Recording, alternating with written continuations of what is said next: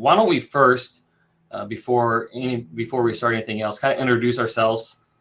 For those who don't know everybody on the team, what we do at ExpressionEngine, I guess you could say, what our role is, and anything else you want to say about yourself. There's Brian. All right, Brian. So we're going to do quick introductions here. We got a bunch of people in here, so just some quick tidbits. I'll go first. If you don't know me yet, I don't know where you've been all day, but I'm Andy McCormick. I'm project management and operations, so my job is to help get our products out the door, have smooth deliveries, hopefully help everybody enjoy their day at ExpressionEngine team, deliver clarity, all that kind of fun stuff. And I've also been one of the conference organizers, volunteers for several years now. So I really enjoy the community. I enjoy ExpressionEngine. I enjoy all that you guys bring to the conference, to our community, to the Slack, to the forums, all those places. So I'll go in order of what I see, which would be Jace next. So.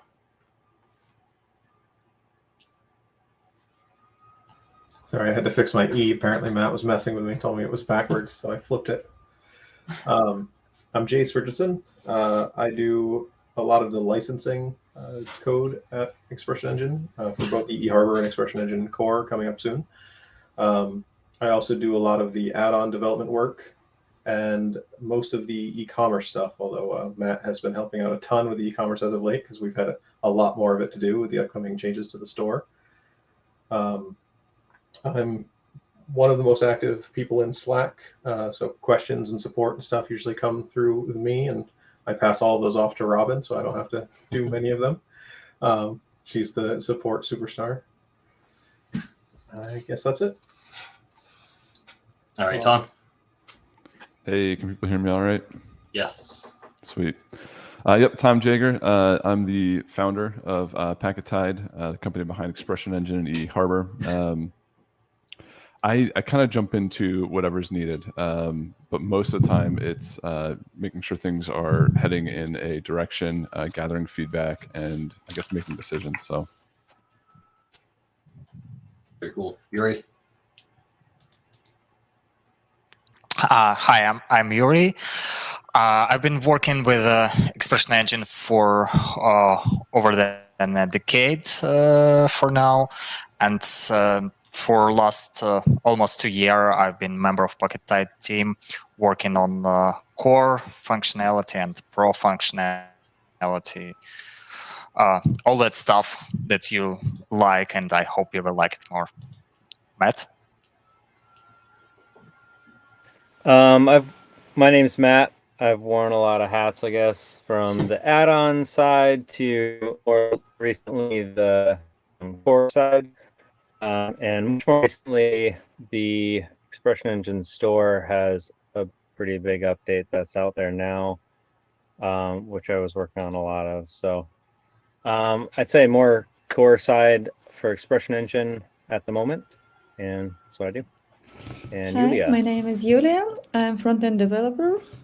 I'm a new of this team, and I'm happy to be here. Yulia, I think you're frozen. Is she frozen for everybody else? No. Okay. What I do, I'm fixing and creating JS scripts and working and will work with every Andy Johnson's idea about new features, styles, etc., etc., etc. And Robin. I'm Robin. I've been here since we were P Machine. I do support. And if I get stuck on support, I send it to the developers and blame them.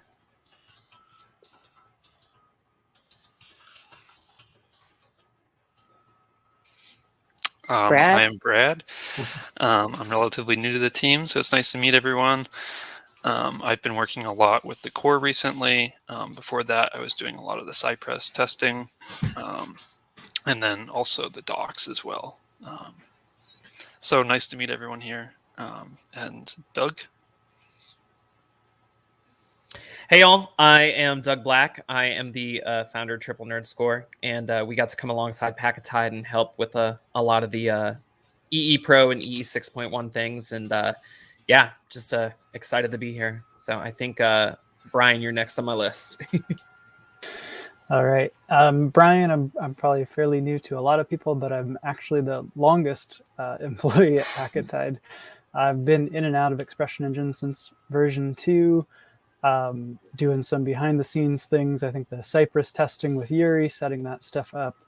And now I'm starting to get back into it more with some pro features and more license validation stuff. So I don't know who's left. We're dropping people. I think I'm last here. Okay. I'm Andy. I get to help the team with interface design issues. That's both for the core product and now with all the fun stuff regarding Pro. So yeah, thankful to help however I can, and nice to meet everybody. Awesome. So I think everybody went, right? I had a few team members were frozen for me, so I just had to refresh my page. So just remember, if you have anything frozen, just refresh, right? You try turning it off and back on again. All right, thank you guys for doing that. First, we have Bree Rodriguez here, who is asking to share her audio and video. So we're gonna go ahead and do that, Bree, if you're ready. Let's see if she's still there. Hey, Bree. I'm not gonna say, I was just joining. Did you have a question? No, I just, when I came in, it said, prompted me to join, so I did. Oh, okay. Awesome. All right. Well, I'm not going to embarrass you. I'm going to go ahead and take you off video here then. So, okay. So again, just like Bree did there, share your audio video and let us know if you have any questions. We don't really have a big agenda, if any agenda. We're here for you guys. A big part of ExpressionEngine, we've said this over and over, is the community. So, we're here to provide transparency, to talk about what's going on with the product that you guys all love, the reason you're here, and to answer any questions. But what we can do is we can start with some feedback that we just had from my talk on implementing Pro. I know there was a few questions if you guys from the team were in that chat. I felt a little lonely up there with some of those questions because I don't have the deeper knowledge about how stuff works necessarily to answer some of those. So I'm going to go through some of these. Hey, Andy. And we can, yes, Tom. Before we jump into that, I wouldn't mind just kind of addressing one item. Can you hear me all right? Yeah. All right, Yep. cool. I think it's appropriate to just kind of give a little background on the length of time it took to get 6.1 M Pro out the door. Right off the bat, we're sorry. We know it's been a long time. It's not our intention to repeat that. Needless to say, it's a very large undertaking.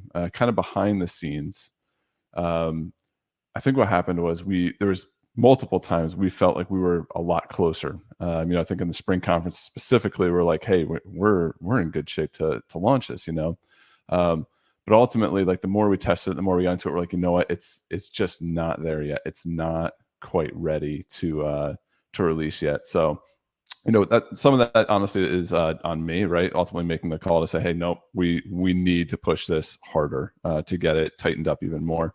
So, I do want to say sorry. I know that there's been a big delay there.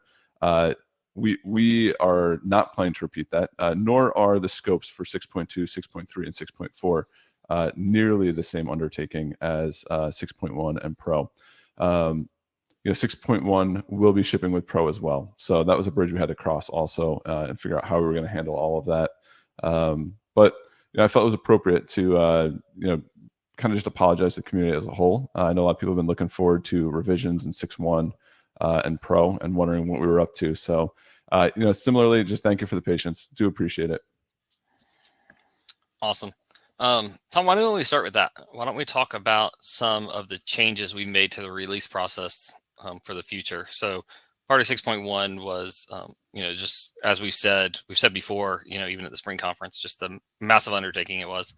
But what are some changes that we've put in place for future releases? Yeah, great question. I think, it might have been 18 months ago when we originally did the testing change. So we switched from a series of old RSpec tests and we switched them all to Cypress and PHP unit. They are all run on GitHub Actions now when we when we do a pull request. So, and there's many 1,000 tests that happen, and it happens across, I believe, 5 different versions of PHP. So 5, 6, all the way up to the most recent 8. Why do I mention that? That this is one part of the whole launching process specifically that we changed. It took over 2 days for those to run. So that's why we kind of hit pause and said, you know what, we have to change this, and we need to make this parallel processing. And we have it down to, I think, like 30 minutes roughly. Have it parallel processed on each of those versions. So that was one of them. Another one this spring, could have been like late winter. I don't remember the exact date. We looked at the overall release process, and we looked at it and said, hey, to do a given ExpressionEngine release, there was this huge list that we had to go through and say, hey, we need to do X, Y, and Z, A, B, C, and D. So we ultimately took that, and we also tied that with a series of GitHub actions. So on a pull request into kind of the main branch, if you will, we set it up so it requires 4 approvals to go through. So that means 4 of the people on the team have to say, we are actually ready to release this.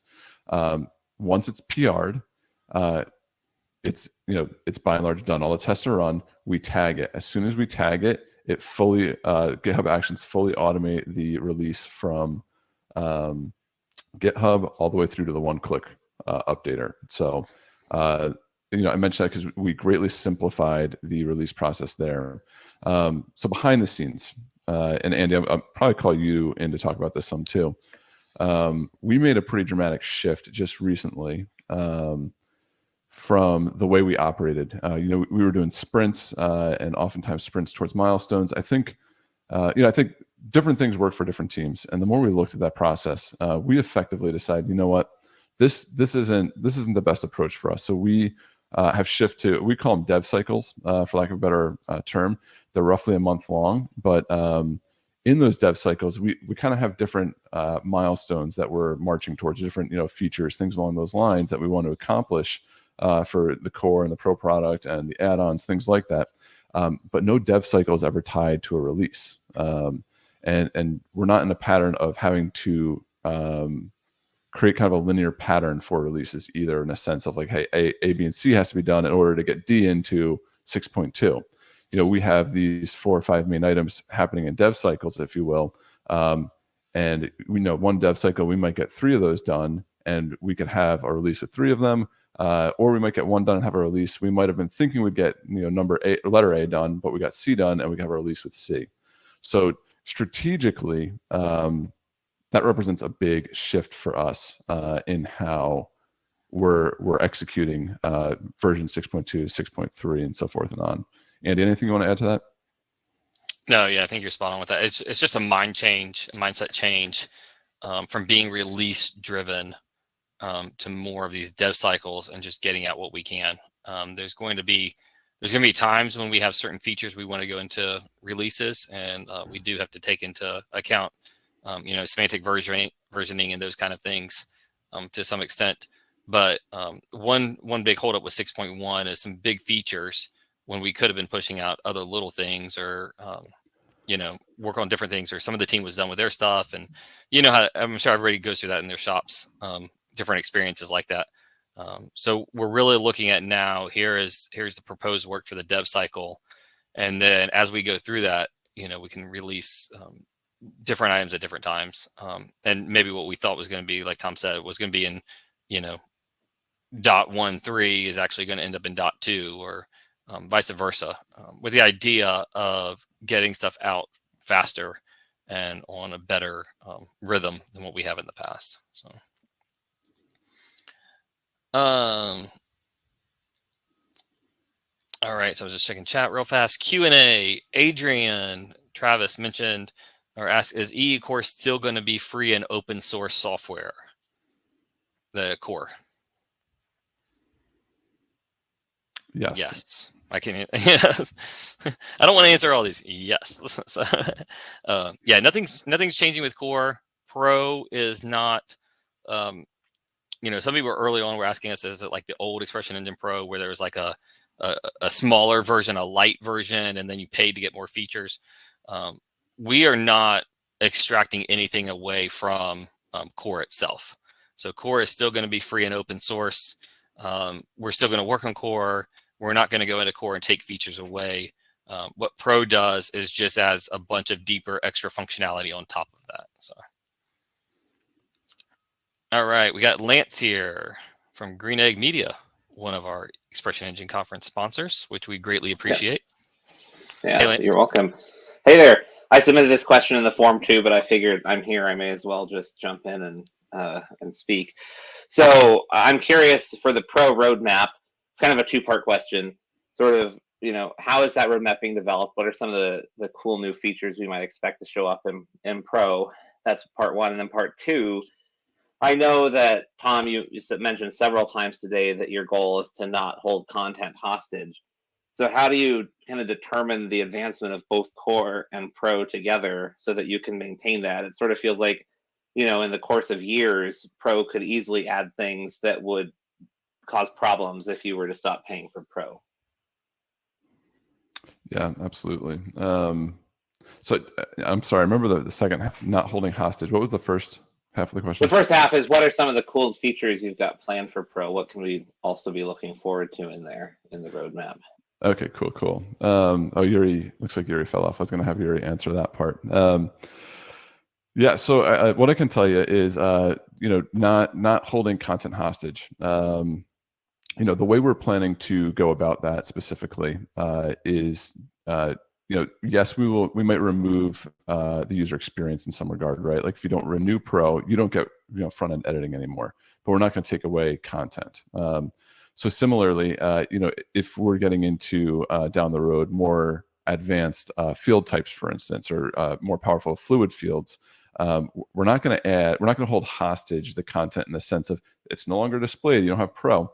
We'd still let that be displayed, but the way the advanced fields work, it might not let you create more content with an advanced field, if that makes sense.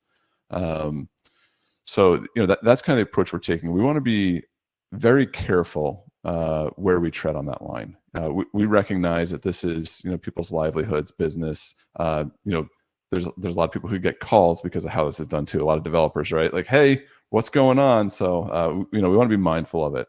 On a similar note too, for everybody, if you run into one of those, let's say it's a year out, you're like, hey, I ran into this kind of unexpected thing. Like maybe they're, just ping us and say, hey, I ran into this with a client. Because we want that feedback, because we want to make it the smoothest we can as well. So if there's something we can do to address that, whether it's educationally or how the graceful degradation happens, we want to hear it.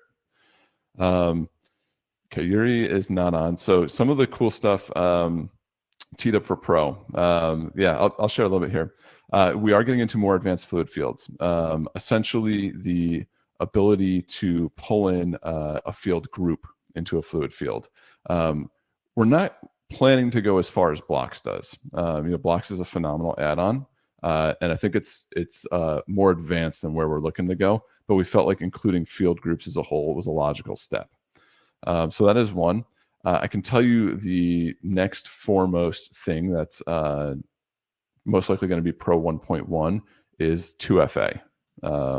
It's two-factor authentication as a whole. So that's on the pipe too. Obviously, creating an entry from a front end. Nobody's actually brought that up. I think I saw somebody mention it in text today. Currently, you can't create a new entry from the front end. So that is something we don't have that planned yet. So we don't have that kind of roadmapped out in any regard. But that is on our radar as well. Is there something specific you were looking for? No, just whatever intelligence you could give us. Andy gave us permission to push you hard on this one in his previous talk. So whatever other secrets are in there, we'd take those. Yeah. I'll say I think that it's safe to say that there will be something with the migrations that is Pro only as well.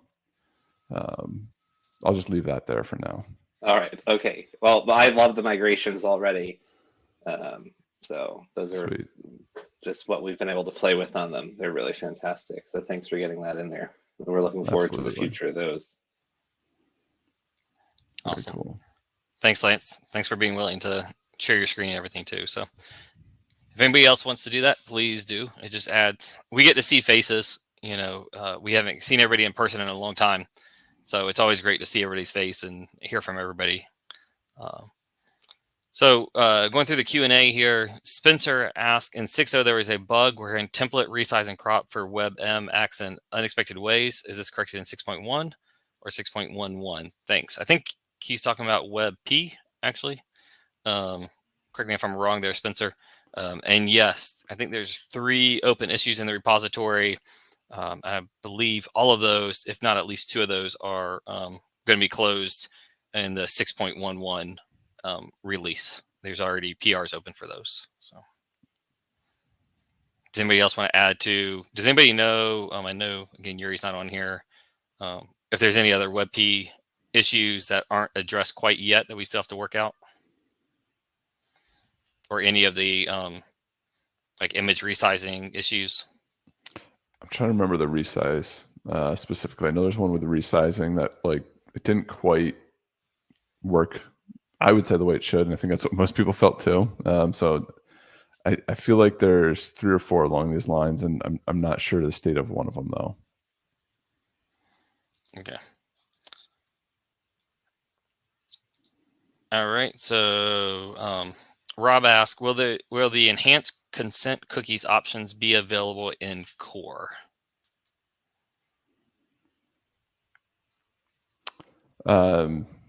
Somebody want to answer this, or you want me to run with it? I'll run with it. I think where the line is drawn currently is really the overriding and the exporting is handled in Pro. I think there's an output tag that's Pro as well. Beyond that, there's pretty dramatic changes to the core already on the cookie front in 6.1. Where that line is drawn right now, we don't intend to change it. I could see, so part of the thought process with Pro 2 is that over time, kind of as Pro becomes more and more powerful, ultimately we'll start kind of trickling features from Pro into the core product. I could see this being one of those.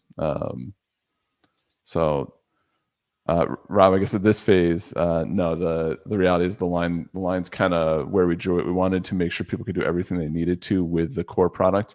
And then the Pro products really we try to draw a line at nice to haves, right? Like override cookies, manage, what they say right in the control panel, and the exporting specifically for compliance and things like that. So, that's where we tried to draw the line, basically saying, hey, everything is needed. You can do the core product, but nice to haves are in Pro. All right. Rob also asked, you mentioned Pro discounting for MSM sites. Anything similar for multiple Pro installs for the same organization? I have a client with 4 separate EE installs. One runs a bunch of microsites. Not really, no. If it's separate installs right now, it really would fall under the regular pricing. Yep. All right. And Chris asked about cloned entry. So you brought that up. You mentioned that this morning.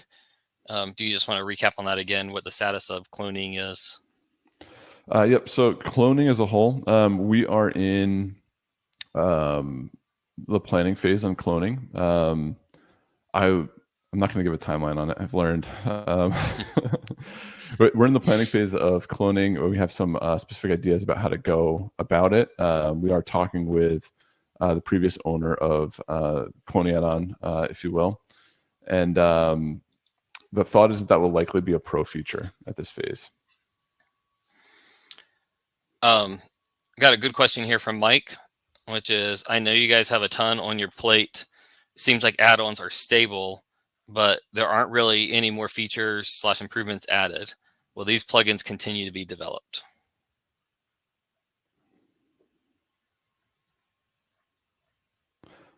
I don't mind answering. I don't want to answer all the questions though either. Well, you're kind of the product. If you guys don't know, Tom's pretty much the product owner. He plays that role. So when it comes to the direction of the software, when it comes to what's coming down the line, he does a great job of using the whole team for ideas and everything. But he is kind of the keeper. So that's why he keeps on answering a lot of this future down the road stuff. So. Yeah. So great question. The status of add-ons. To be complete, completely transparent here. A lot of the last few months, we have focused so hard on just pulling off the technology behind Pro. Literally, being able to install it on any site and have it work. Tapping into the template engine and trying, figuring out how to insert these edit links intelligently. There's a lot of problems, think of with something like that, like an image, for instance, right?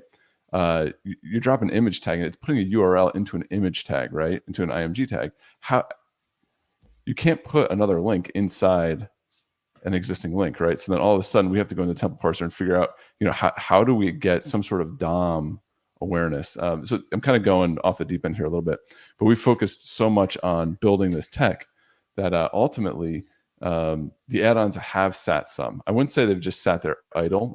We actually do have a good number of pull requests that we're literally just about to go through. It is in the dev cycle, current one. We're going to go through and we're going to release basically new versions of almost everything. So we have pull requests that are sitting there. They need to be released. With the kind of launch of Pro as well, the team has been reorganized already. So we have multiple people on add-ons again, which is where we want it to be honest, because we do feel it is necessary to move those forward as a whole. One thing I'll add to this,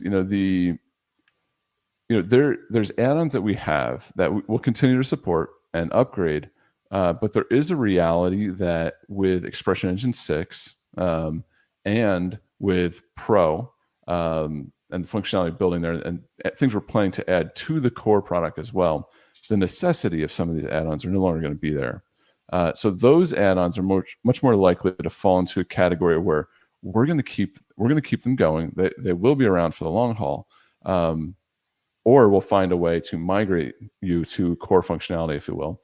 But ultimately, new features and things like that are going to be focused on the core at that point. So those would be more so don't hold people hostage. Let them be able to continue to use their sites and upgrade things along those lines. But new functionality or features would be really focused on the core product then. Awesome. Oliver asked, how does the expiry of Pro subscriptions work? Does it do some kind of date detection on the initial purchase date? Is there any kind of flagging or warning messages? Jace. By default, Pro will have the option to renew automatically, and it will be based on the date of purchase. We're going to give you some controls inside your ExpressionEngine.com control panel to change your subscriptions, cancel your subscriptions, change your credit cards that's on file. But by default, you shouldn't have to do anything out of the box. It will tell you when you check out that it is a recurring subscription. And you'll be able to choose between, I believe, monthly or yearly. So you'll be able to change that at any given point, but it should just work. Oh, we lost our moderator. Now what? Free for all. All right. Blair has a question. For development, can Pro be used locally or in a .dev, etc., without a license? Would this extend to add-ons also? Jace, let's pop this one over to you.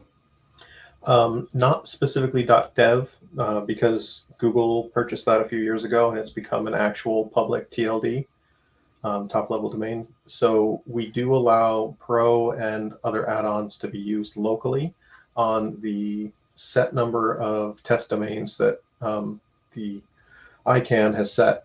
So .demo, .example, .invalid, .local, .localhost, .test, .testing. We're also going to allow free use of those on platform as a service domains. So anything like Amazon AWS, Elastic Beanstalk, these are the actual domains though. So like yoursite.amazonaws.com, Heroku. If you're using DDEV to do local site development, that creates a DDEV.site, and they'll still work locally in a trial mode on those as well. We also do maintain a small list of whitelisted domains. If you're an agency and you happen to have a domain that's not publicly accessible, but you use it for your client staging or just general development, you can contact us. We'll take a look, and if it's not something that you're using publicly, we will allow that on our whitelist. Very cool. Sorry, I had to jump off there for a minute. New cookies tag from Rob says that the new cookies tag that outputs all cookie info outputs info for all cookies. Is there a way to limit output to just ones that are used? For example, I don't want form cookies listed if I'm not using the form. This recently came up, didn't it? Didn't we talk about this? Yep. What was the result? I would say, Rob, the answer is not yet. Yeah, I remember this came up like a week or two ago, and I remember thinking, yeah, no, that's like one of those things we definitely should do. So yeah, the answer to that's not yet. Totally on the radar. All right. Then also, Rob had another question that settings, performance, and targeting cookies. There are no cookies registered in the system. How do those get populated? So I assume that's when you're using the cookies listing, and you can choose what kind of cookies you're listing. Apparently, there's none showing for performance and targeting. I don't know other than creating a cookie that's specifically that. Yeah. So Yuri did a lot of work on this. What I can tell you is the way they get populated is kind of twofold. One is the cookie service picks it up. So somebody tries to instantiate a cookie with a core cookie service, and that would be populated at that time. The second way is in the addon.setup, you can define cookies. So by default, the install will actually scan all of the addon.setup files. So every add-on has an addon.setup file in ExpressionEngine 6. So it scans through all those and looks for cookies and populates it right off the bat there. So the answer is kind of twofold here, or threefold rather. The third one though is we on the core side have moved everything to session cookies. So how will they get populated? An add-on would define it, or it would be encountered through normal use, or an add-on using it but not defining it in the add-on setup, that type of thing. So that's how it would get populated. It's one of those things I wish Yuri was here to speak to it more authoritatively, if you will. I don't believe we set any that fall in those categories. I can't really say that 100% though. I just don't know. Does anybody else know? 6.1 changes. No, I mean, I don't think we specifically set them. So,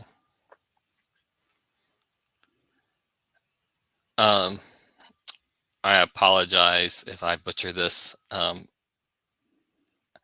Anushman, will Pro ever support for slave database servers as read-only server for global horizontal scaling? ExpressionEngine is not expected to handle how replication takes place, but ability to write to main server.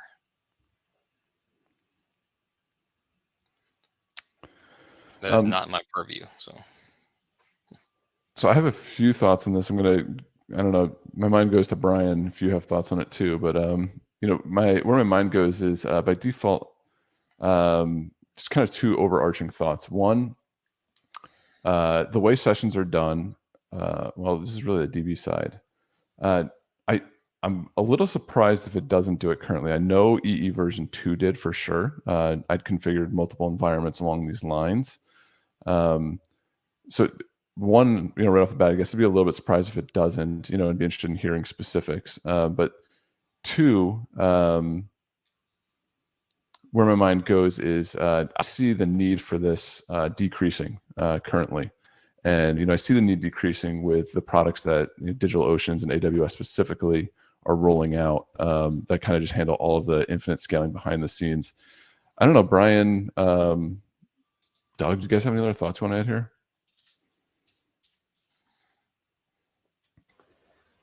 I don't know that EE supports that right now. Like I said, I'm kind of getting up to speed on things. I've spent a lot of time in Laravel, custom application development that we've done for other clients. And I know that is a feature of the Eloquent ORM in Laravel, that you can define read-only database connections. And that's not something that, is out of the realm of possibility for us to support, I'm sure. But yeah, I don't know the current status, Tom, if you think that's available or not in the ExpressionEngine database connection. But yeah, you certainly can set that up just through database, whether you're using Percona clusters or something like that on the database side. But cool.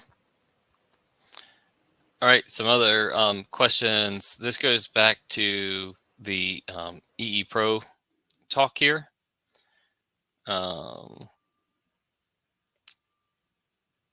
Okay, and again, Yuri jumped off, so unfortunately he's not able to answer that. But Tom, one of the questions that came up was about editing fluid fields and being able to break that down in ExpressionEngine Pro to the individual, fields versus always having to show the entire fluid field in the front end.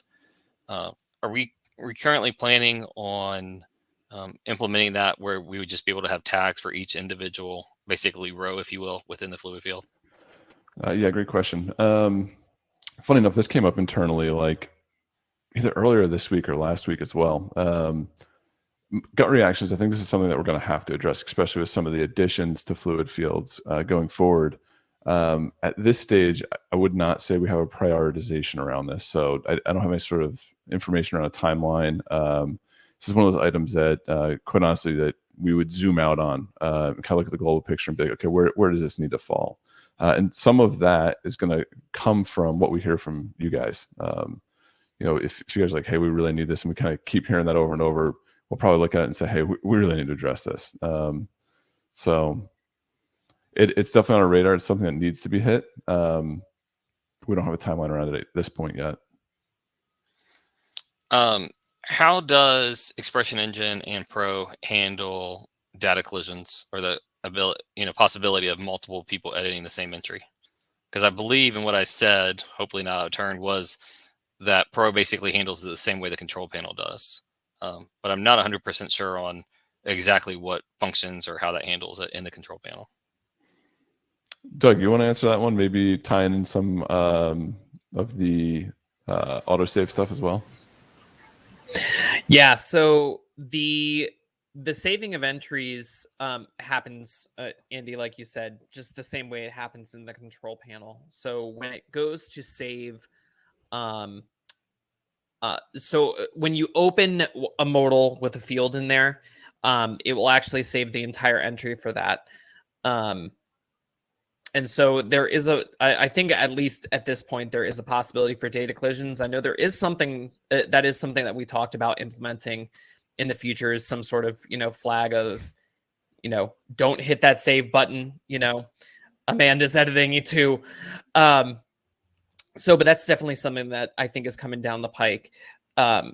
The good part about that is in the autosave. So if you are editing something that somebody else is editing and you find out, you're able just to let the autosave trigger. The autosave saves per field. And so you can always go back and implement that after that. Awesome. Thank you. Yeah, I know the idea of published workflow of some sort and everything has come up with ExpressionEngine a lot. It's one of those, it would be great, but there's so many great things we want to work on and get out. So widgets on the dashboard. I know we can't set those per role. You basically just make those available. All that's on a user basis though, right? You can't define per role who sees what widgets, correct? Does anybody know that? 100% on that? That's correct. Yep. Looks like a couple guys are starting to have issues here with video. So, well, the widgets pull from the add-ons, so I would assume that we would be able to apply any sort of role restrictions in the code for those add-ons. Oh, that's interesting. Even with the HTML ones, you might be able to do like if logged in user group equals or role. Yeah, I don't think we have anything like that currently, but I don't see that being out of the realm of possibility to put in. That's true. Cool. Thinking outside the box there. Okay, how does Pro play with caching? Tom, I think you addressed this in the chat. Did you want to mention that real fast? Yeah, I'll mention it here real quick.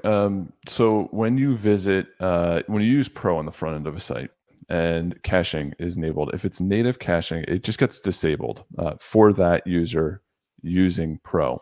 So if a visitor at the same time visits the site, they're still going to get the cached copy. So that's how we address it. You kind of have a trade-off here, right? Like, because if you show cache content to the content admin, the edit links don't work, that type of thing. We felt like it was a worthwhile trade-off to say, hey, you know what, the performance, people usually use caching because of performance. The performance is going to go down a little bit for this content admin as they're adminning the content. And we felt like that was a worthwhile trade-off. So. Yep. All right, we got just about a few minutes left here. Just about a few minutes left. You like that? All right. So Rob asks, will one-click update also update the Pro module?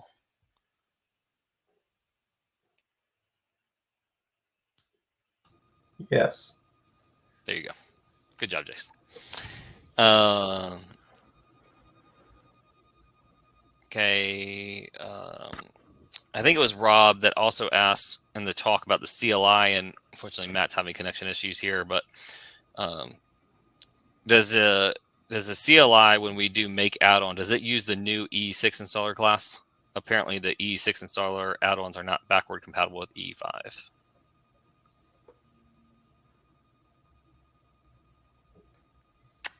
For plugins, I know it doesn't. I'm going to try module right now. Hang on.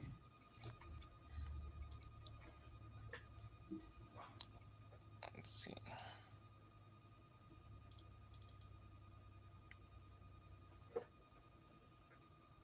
It uses ExpressionEngine Service add-on installer.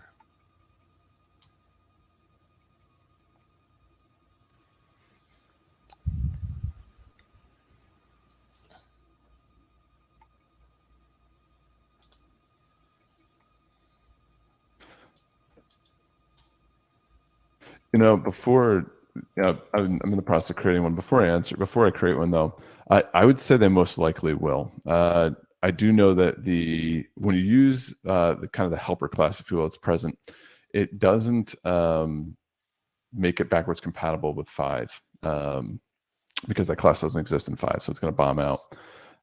5 is also set to be end of life at the end of this year, so that's 3 months away basically. So I don't know that we would take steps to support 5.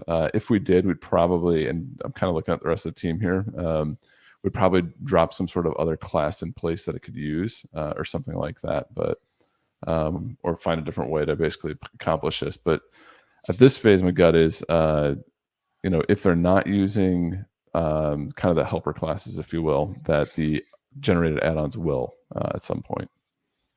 Cool. It's a good question.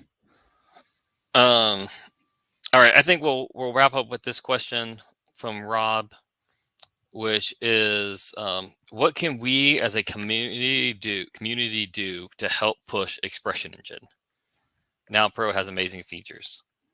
So I know I get the vibe from the community. A lot of people have said this kind of gets their motor going. I think Blair said that earlier to see Pro. I know when we've talked to other people that had it in alpha, they just said this completely opens ExpressionEngine back up, as far as where it can go and what it's going to do. And, we were saying during the talk that this is just the beginning of what we're doing with Pro. I mean, to think that all this cool stuff, and this is just the first release of it. So as ExpressionEngine is picking up steam again here, what can the community do to help push ExpressionEngine? So I have a lot of thoughts on this. I'm sure the team does too. First and foremost, content. We're hitting a point with EE and with 6 and 6.1 and Pro. Quite honestly, there's a lot of functionality that I think the community at large and people kind of onboarding, if you will, could just benefit from having tutorials and things like that. I know we have I don't remember if it's 4 or 6-part series videos around the command line, planning to do videos around all of Pro, things like that, dropping these on EEU. I think that's a big part of it. Similarly, blog posts and stuff, tweets, honestly. The reason I mention these things is, I think with the product and how it's grown in the last 2 years specifically, from a product standpoint, we're quickly approaching the point where like the biggest issue that we're going to have is obscurity, right? It's not something else. It's, hey, how do we get more eyes on this? And the reality of that is a lot of it comes from, and there's a lot of ways to do this, to be honest, too. We have ideas around giving ourselves advantages and things like that as well. But, a lot of this comes down to kind of twofold: getting the word out there, things like tutorials, tweets, content creation, those types of things. Second one, why did I draw a blank? What am I thinking? There was the content. That was bad. That was like midstream.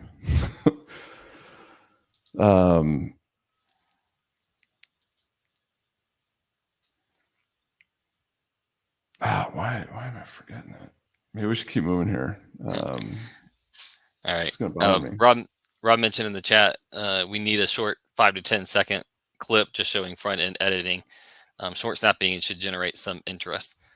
So as Tom was just saying, content creation from the community. When you guys get this in your hand, I remember the other one. We do have some of those, but Tom has another cool thought. Yeah, so content creation, I think, is one. Sorry, Andy, thanks. I think the other one, honestly, is involvement in the community. People come in with questions. So the reality is, when people have a successful experience with the product, and then a step further with the community as a whole, I think they're much more likely to be successful on the platform. So we look at a lot of what we're building, as well as interaction in the forums and on Stack Overflow and on Twitter and in Slack, as we're making people successful with ExpressionEngine. If somebody doesn't have a successful interaction with ExpressionEngine, they're not going to continue to use it. In fact, they might go the opposite direction we want to head with their feedback to the public. So that was the other big one I was trying to remember. I totally blanked on. I'm sorry. Yep. Awesome. Yeah, I mean, there's definitely a lot of opportunities for the community to jump in. I think there's no hiding it that the tutorials, the learning resources, and everything for ExpressionEngine are extremely bare compared to what they used to be. There used to be a lot more out there, and that came from the community. When I first got into ExpressionEngine, there were books out there on, I downloaded Lowe's tutorials on building add-ons, and I think Boink had a book, right, on ExpressionEngine 2. All those kind of things were out there all over the place. And those kind of stem from the community and from excitement. And so that's what we need, is huge part is that content creation, whether it's, literally creating ebooks, whether it's videos, whether it's, I know that Gracell's website just came out with a lot of ExpressionEngine tutorials. That's awesome to see. Writing for ExpressionEngine University, I've pushed that. And as you know, or a lot of you guys have seen, you can share your own blog content on there now. And canonical URL, you still get the SEO link juice, but it goes on there for more people to see. So all kinds of stuff like that. Getting in the forums, helping people answer questions there. That's been phenomenal. It's awesome to go to the forums now and see most, if not all the questions, at least have a few responses to them. It's just great to see that community action again. So we do have to wrap up. Travis and Alex have their talk coming up in only a few more minutes.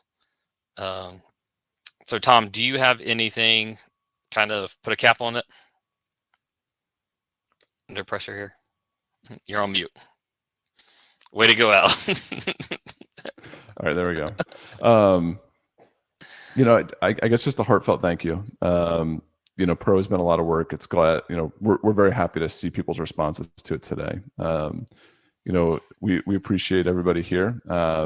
As Andy said, we love seeing the movement in Slack and in the forums and Stack Overflow as well. So, thank you. And we're pushing hard. Similarly, I try to mention this often, but if anybody ever wants to chat, ping me on Slack. Happy to chat there. Happy to jump on a call. So, and I know I've jumped on a call with many people here.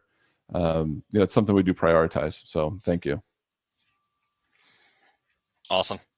Thank you to the team. They always love when I put them up on the stage like this. I know the conversation wasn't for everybody. I think it's great. Just like we want to see you guys, for you guys to see who's behind the product, who's working on stuff when we get in Slack. We're all available to you guys. So get in there, ask us questions, find us Slack, find us in GitHub issues, find us on Twitter. and ask away. And Tom is most gracious usually to have conversations and to take time out of his day to talk about the product and where it's going. So, all right. So thank you to the team. Thank you guys for all you do. Thank you. Travis's talk, I think Travis is actually in here. So just, I think we're going to go ahead and plan to kick that one off at 4:05 since this ran a little bit longer. Sorry about the tight time crunch there, but that'll give everybody a chance to get up and stretch their legs and then come back at 4:05 for the final talk of the day here. So, and that'll be on demystifying Google Ads, which I have no clue about, how to use Google Ads. So it will be fascinating to hear all that and look forward to that, which I think is going to be a conversation between the two of them, which always works out well. So thanks again to the team. Thanks to the community. We'll see you guys in a little bit over in Travis's talk. Bye, guys.